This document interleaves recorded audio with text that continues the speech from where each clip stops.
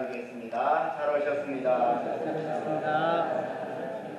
이렇게 한번 인사를 하실까요? 당신은 보배로운 인생입니다. 당신은 보배로운 인생입니다. 아멘이십니까? 네. 우리 부부간에 부르는 호칭 가운데 여보라는 말이 있습니다. 여보라는 말을 어떤 분이 이렇게 말씀하시더라고요. 옆에 있는 보배. 여러분의 옆에는 보배가 있습니다.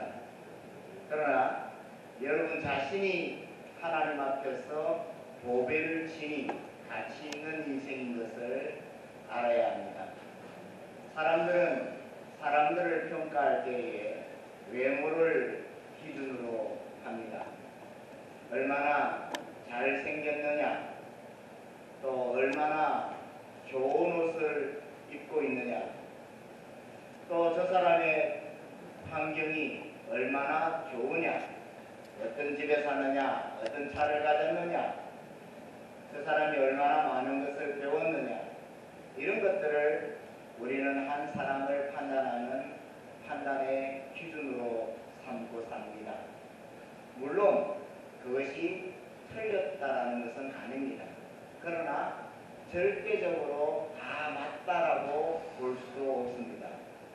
왜냐하면 외모는 다소 흐름하고 가진 것은 그리 많지 않아도 참 인격을 가지고 영향력 있게 살아가는 분들이 많이 계시기 때문입니다. 그렇기 때문에 우리는 사람을 평가할 때에 외모로만 그 사람을 판단하고 평가하지 말아야 합니다. 오늘 우리가 읽은 성경에는 우리 인생을 질그릇이다라고 표현을 하고 있습니다. 하필이면 많은 그릇들 가운데서 질그릇에다가 우리 인생을 비유하셨을까? 금그릇이라 하면 더 좋았을 텐데 하필이면 와 우리에게 질그릇이라는 이름을 붙여주었을까?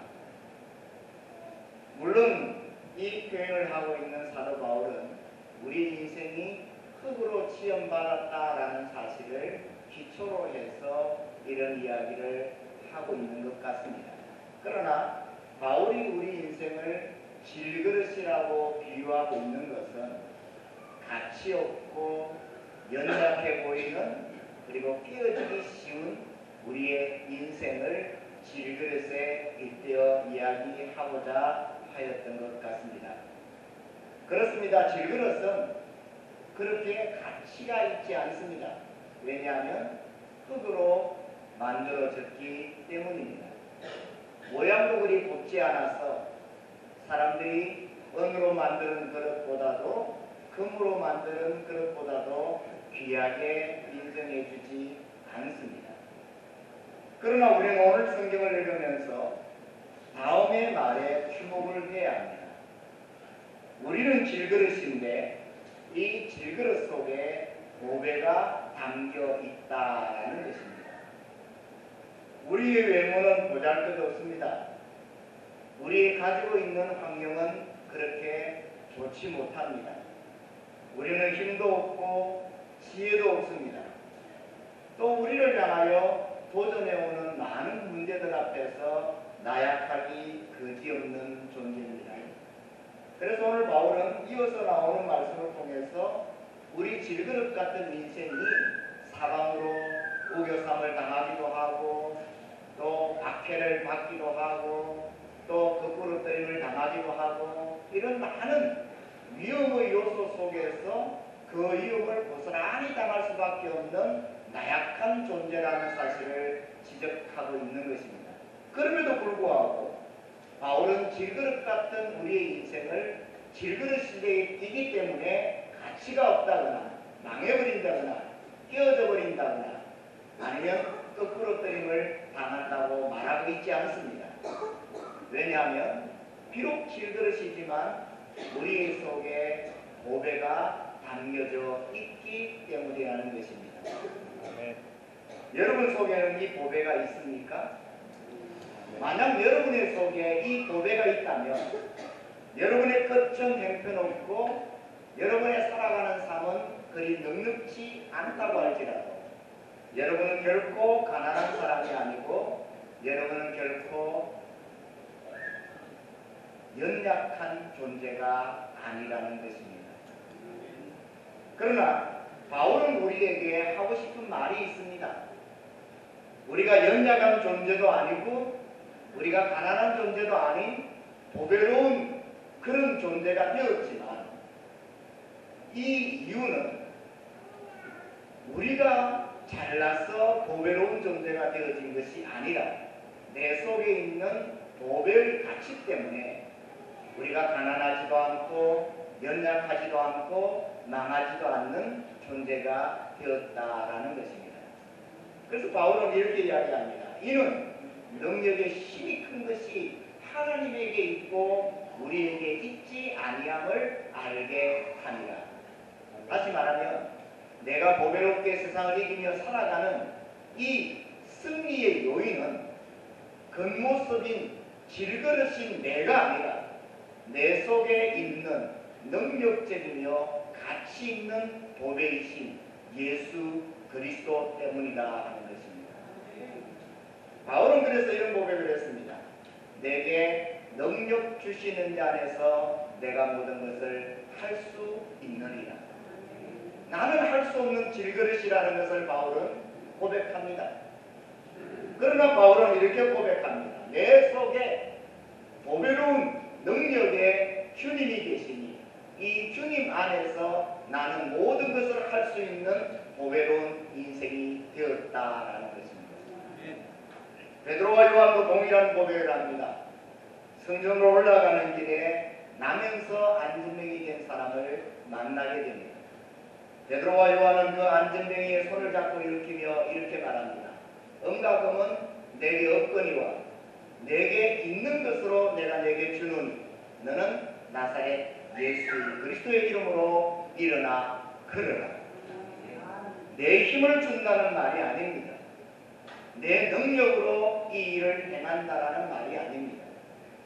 내가 가진 것, 내 속에 있는 예수 그리스도의 능력, 이 보배 대신 예수님의 힘이 오늘 너에게 이런 놀라운 치료와 기적을 가져오게 만들 것이라는 것입니다. 사랑하는 여러분, 우리는 세상을 살아가면서 내 자신이 한없이 약한 존재라는 것을 절감하게 될 때가 있습니다. 나름 내가 잘 나간다고 생각한 때도 있었습니다. 내가 경영하는 사업이 잘 되고 내가 하는 일에 대하여 아름다운 결과물들이 쏟아질 때에 나는 성공자구나, 나는 강한 사람이구나, 나는 능력이 있는 사람이구나, 나는 내 힘으로 이 세상을 이겨갈 수 있는 존재라고 스스로 자기 자신을 내세우게 될 때도 있었습니다. 그러나 여러분 어떤가요? 내 힘으로 할 수 없는 일을 만날 때 우리의 인생길에서 우리는 이것을 절감합니다. 내 힘으로 되지 않는 것이 있구나. 내 능력으로 해결할 수 없는 문제도 있구나. 나는 강한 이 세상에 비해서 한없이 연약한 존재라는 것을 고백하지 않을 수 없는 때가 있다라는 것입니다. 이것이 바로 질그릇인 인생의 모습입니다. 질그릇인 인생으로는 세상을 이길 수 없습니다. 질그릇 같은 이 나의 능력을 가지고는 나를 향하여 도전해오는 많은 문제들 앞에서 우리는 낙심할 수밖에 없고 거꾸로 뜨림을 당할 수밖에 없고 망할 수밖에 없는 것입니다. 그렇기 때문에 우리 속에 참 능력이신 보배이신 예수 그리스도가 계셔야 합니다. 이 예수 그리스도가 나의 가치를 높여주는 것입니다. 이 예수 그리스도가 내가 할 수 없는 일을 하게 하시는 것입니다. 이 예수 그리스도가 막혀있는 나의 인생길을 열어주는 것입니다. 이 예수 그리스도가 내 인생의 승리의 깃발이 흔들릴 수 있도록 축복해 주시는 것입니다. 오늘 예배에 나오신 여러분, 저는 여러분의 속에 이 보배이신 예수 그리스도가 함께하기를 주님의 이름으로 축복합니다. 여러분 가치를 결정하는 몇 가지 요인이 있습니다. 첫째는 이 그릇이 무엇으로 만들어졌느냐 하는 것입니다. 바울은 이미 그릇에 대한 이야기를 하면서 집에는 나무로 만든 그릇도 있고 철로 만든 그릇도 있고 금으로 만든 그릇도 있고 은으로 만든 그릇도 있고 흙으로 만든 그릇도 있다고 했습니다. 그릇의 재료가 다양하다라는 것이죠. 그러나 단연 이 가운데서 가장 가치 있는 그릇을 꼽으라고 한다면 어떤 그릇을 꼽을 수 있겠습니까? 그것은 당연히 금으로 만든 그릇입니다. 왜? 금이 가진 가치가 있기 때문인 것이죠. 그러나 금으로 만드는 그릇이라고 하더라도 또 다른 그릇의 가치를 평가하는 기준 앞에서는 절대적이 될 수 없다는 것을 우리는 알아야 합니다. 뭐냐? 이 그릇이 누구에 의하여 쓰임을 받느냐 하는 것입니다. 여러분, 어떤 그릇은 쓰는 사람에 따라서 그 그릇의 가치가 완전히 달라져 버립니다. 흙으로 만드는 그릇이라고 할지라도 그 그릇이 누가 사용했던 그릇이냐, 누가 사용하는 그릇이냐에 따라서 가치가 천차만별 엄청난 차이를 가질 수 있다는 것이죠. 역사적으로 유명했던 사람들이 사용한 그릇들은 박물관에 보관을 하고 있습니다. 그 그릇의 가치는 금과 비교할 수 없을 만큼 그 가치가 크다는 것. 누구에 의하여 쓰여지는 그릇이냐, 굉장히 그릇의 가치를 결정하는 중요한 요인이 되어질 수 있습니다. 그러나 또 한 가지 우리가 기억해야 할 것은 이 그릇의 가치를 결정하는 것 중에서 그 그릇에 무엇이 담겨져 있느냐 하는 것이 그 그릇의 가치를 결정한다는 것입니다. 오늘 성경에 나오는 말씀처럼 비록 질그릇이라고 하더라도 그 그릇 속에 보화가 담겨져 있다면 그 보화의 가치가 결국은 그 그릇의 가치와 동일해질 수 있다는 것입니다. 아마 바울이 질그릇의 속의 보배를 이야기하는 것은 옛날 그 시대에 내려왔던 정통적인 관습을 베이스로 깔고 이야기하고 있는 것을 우리가 알아야 합니다. 이미 예수님께서 우리에게 비유로 말씀하신 것 가운데서 밭에 감추인 보화를 캐내는 한 농부의 이야기를 우리는 알고 있습니다. 한 농부가 밭을 가는데 그 밭에서 감추어져 있는 많은 보화를 발견하게 됩니다. 그리고 이 농부는 그 보화를 가지기 위하여 자기의 전 재산을 다 팔아서 그 밭을 사서 그 밭 속에 감추어져 있던 그 보화를 자기의 것으로 만들었다라는 것입니다.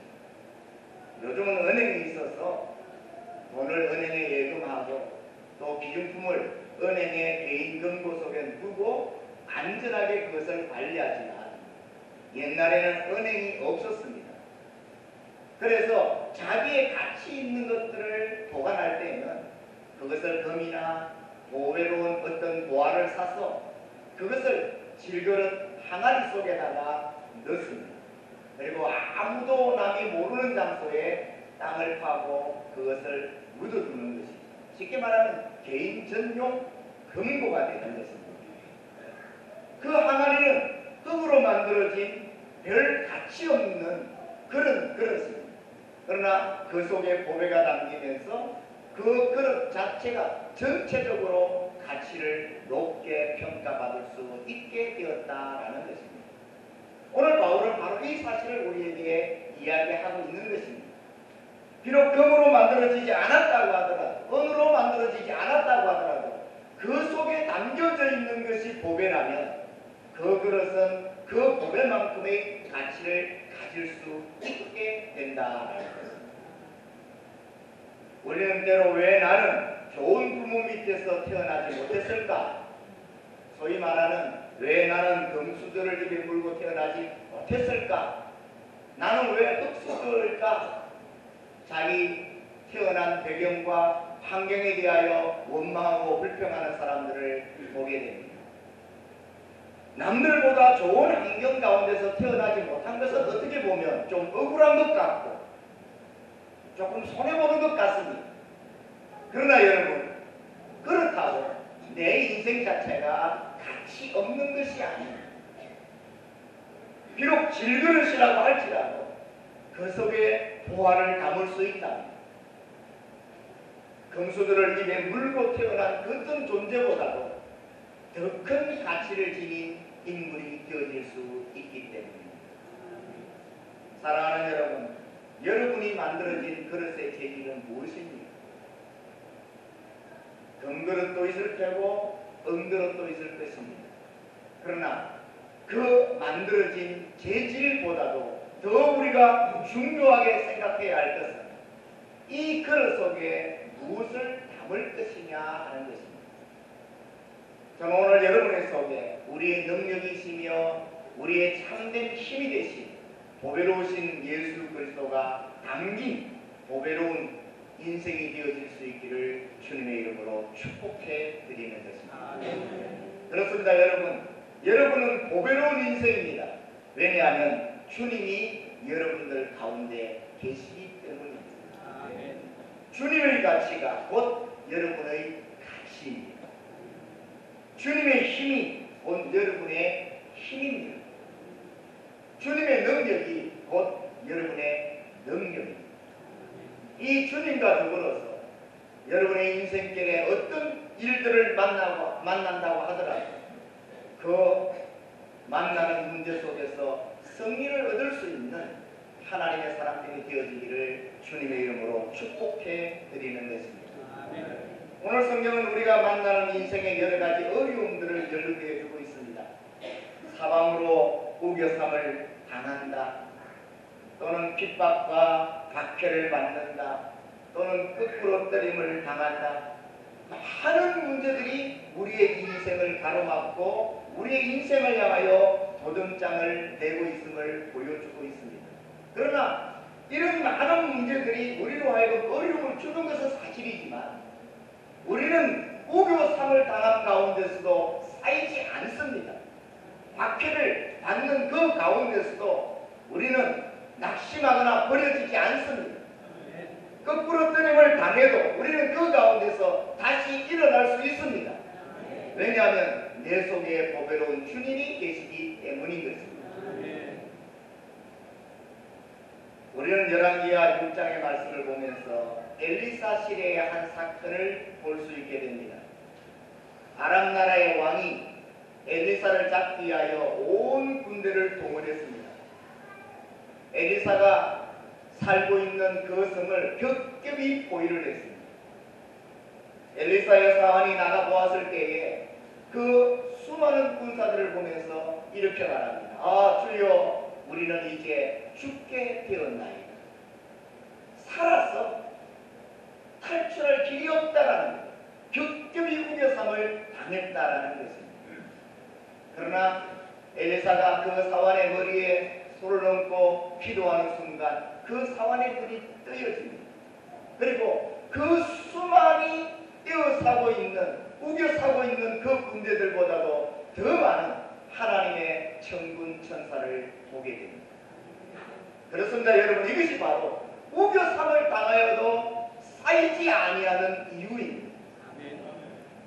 우리는 연약해 보이는 질그릇처럼 보이기 때문에 많은 어려움들이 우리를 우겨싸고 우리를 깨뜨리려 하고 우리를 무너뜨리려고 합니다. 우리는 그들 앞에서 정말 사방으로 우겨쌈을 당해서 꼼짝달싹할 수 없는 환경 가운데 놓여서 아, 이제 우리는 죽게 되었다라고 고백할 수밖에 없게 되어져 있습니다. 그러나 그럼에도 불구하고 우리는 그 가운데서 승리할 수 있습니다. 왜? 우리와 함께 하시는 하나님이 우리를 그 가운데서 이기게 하실 것이기 때문입니다. 사도행전 7장에 보면 서대반 집사님이 돌에 맞아 순교하는 장면을 우리는 볼 수 있습니다. 수많은 사람들이 둘러싸고 그를 향하여 고함을 지릅니다. 죽여라고, 죽여야 한다고 그를 향하여 돌을 던지며 그를 향하여 야유를 보내고 있습니다. 살아날 길이 없어요. 그 핍박과 그 박해를 피해서 도망갈 길이 전혀 없습니다. 그러나 이 스데반이 눈을 들어 하늘을 보았을 때에 예수님께서 하늘의 보좌 우편에 서서 이 스데반 집사와 함께하고 있는 아름다운 장면을 보게 되었습니다. 어떤 박해를 당해도 우리는 그 박해 가운데서 버림받지 않습니다. 주님이 우리와 함께 하시고 주님이 우리를 지켜주십니다. 주님이 나의 손을 잡으시고 내 삶과 내 걸음을 함께 가시며 이끌어 주시기 때문입니다. 사랑하는 여러분, 다니엘서를 보게 되면 다니엘이 모함하는 사람들에게 모함당해서 사자굴에 던져졌던 사건을 우리에게 소개하고 있습니다. 꼼짝없이 굶주린 사자의 먹이가 될 수밖에 없는 상황이 되었습니다. 완전히 거꾸로 질 수밖에 없는 상황 속으로 내몰리게 되었던 것입니다. 그러나 하나님은 그 가운데서 사자의 입을 닫아버리셨습니다. 거꾸로 뜨림을 당해도 망하지 않도록 그를 지켜주셔서 오히려 그를 모함했던 사람들이 그 사자의 밥이 되어지고 다니엘의 건세가 다니엘이 행하는 일이 더 튼튼하고 더 형통해질 수 있는 은혜를 하나님이 다니엘에게 베풀어 주셨던 것을 성경은 우리에게 보여주고 있는 것입니다. 그렇습니다, 여러분. 이것이 바로 우리와 함께하고 있는 보배이신 예수 그리스도와 함께하는 사람들에게 나타나는 놀라운 역사인 것입니다. 이민의 삶을 살아가다 보면 피곤할 때가 얼마나 많습니까? 남들이 알아주지 못하는 홀로의 시간을 보내야 할 때가 얼마나 많습니다. 도움을 요청하고 싶어도 도움을 구할 데가 없는 그런 현실 가운데서 아파할 때가 얼마나 많이 있습니다. 억울하게 모함을 당하고 억울하게 누명을 쓰고 불법적인 것들에 휘말려서 여러 가지 고통과 괴로움을 당할 때가 우리의 삶 속에 얼마나 많이 있습니다. 그러나 여러분, 우리는 낙심하지 않습니다. 우리는 두려워하지 않습니다. 우리는 무서워하지 않습니다. 왜냐하면 내 속에 보배이신 예수 그리스도가 계시기 때문입니다. 그분이 나의 힘입니다. 그분이 나의 도움입니다. 그분이 나의 승리의 동력이기 때문입니다. 우리는 이 사실을 깨달아야 합니다. 이 사실에 대한 확실한 믿음을 가질 수 있어야 합니다.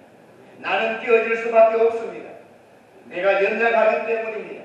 나는 무너질 수밖에 없습니다. 나는 힘이 없기 때문입니다. 나는 그들 앞에 무릎을 꿇을 수밖에 없습니다. 나는 그들을 이길 아무런 능력을 가지지 못했기 때문입니다. 그러나 오늘 하나님은 우리에게 말합니다. 너로 하여금 내가 이 환경 가운데서 승리할 수 있도록 해주겠다. 이것은 나의 능력이 너를 통하여 나타나기를 원하는 나의 기대와 나의 마음 때문이라고 우리에게 말씀하고 있는 것입니다. 길들으신 저와 여러분, 하나님의 능력이 나를 통해서 나타나게 하신 하나님의 선한 계획이 나를 통하여 이루어지고 나를 통하여 이 땅에 나타날 수 있는 하나님께 쓰임받을 수 있는 아름다운 그릇들이 되어질 수 있기를 주님의 이름으로 축복해 드리는 것입니다. 하나님은 나를 사용하기를 원하십니다. 어떤 분이 오늘 아침 제가 보낸 문자를 읽으면서 이런 대답을 했더라고요. 목사님, 나는 이미 나이가 많아. 아무것도 할 수 없는데요. 제가 오늘 아침에 준비된 그릇에 대하여 카톡 메시지를 보냈습니다. 하나님 앞에 준비되어진 그릇은 하나님 앞에 쓰임받을 수 있다. 그랬더니 그분이 그런 대답을 보낸 거예요. 목사님, 나는 너무 나이가 많아. 나는 아무것도 할 수 없는 존재가 되어져 있는데 우리는 내 자신의 모습을 봅니다. 나는 돈이 없다. 나는 늙었다. 나는 나를 도울 사람이 없다. 그렇습니다, 여러분. 이것이 바로 질그릇입니다. 나를 보기 때문에 안 되는 것입니다. 나를 가지고 계산하기 때문에 아무것도 할 수 없는 것입니다. 우리는